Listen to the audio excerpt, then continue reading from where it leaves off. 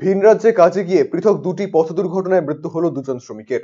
দুই শ্রমিকের বাড়ি মালদার ইংরেজ বাজারের কোতোয়ালির বিভিন্ন এলাকায়। কোতোয়ালির তিওড় পাড়ার বাসিন্দা মান্ডু ঘোষ 1 মাস আগে শ্রমিকের কাজ নিয়ে পাড়ি দিয়েছিল বেঙ্গালুরুতে। সেখানেই গত সোমবার বাসের ধাক্কায় মৃত্যু হয় তার। অন্যদিকে কোতোয়ালির দৈবকীপুর এলাকার বাসিন্দা সুজয় সরকার নামে এক শ্রমিকের বেঙ্গালুরুর বাস দুর্ঘটনায় মৃত্যু হয় বলে জানা গিয়েছে। এই বিষয়ে জানতে পেরে বুধবার কোতোয়ালি এলাকায় মৃত শ্রমিকদের পরিবারকে সমবেদনা জানাতে যান ইংরেজ বাজারের বিধায়ক শ্রীরূপা মিত্র চৌধুরী। তাদের প্রয়োজনীয় সব রকম সাহায্যের আশ্বাস দিয়েছেন তিনি।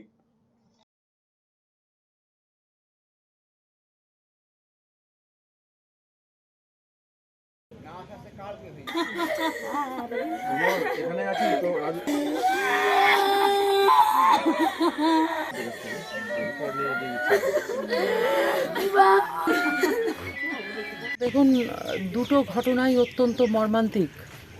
আমাদের কোতোয়ালি অঞ্চলের দুটো কি বলবো, তরতাজা প্রাণ। তারা বাইরে কাজ করতে গিয়ে সেই প্রাণ তারা হারালেন।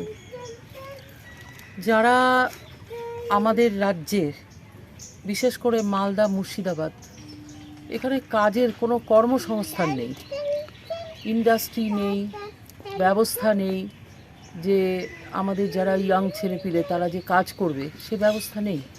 যার জন্য প্রতি বছর হাজার হাজার লক্ষ লক্ষ আমাদের ঘরের ছেলেরা তারা বাইরে কাজ করতে চলে যায়। এই আমাদের দুটো ছেলে, সুজয় আর মান্তু, একেবারে ফুটফুটে ছেলে।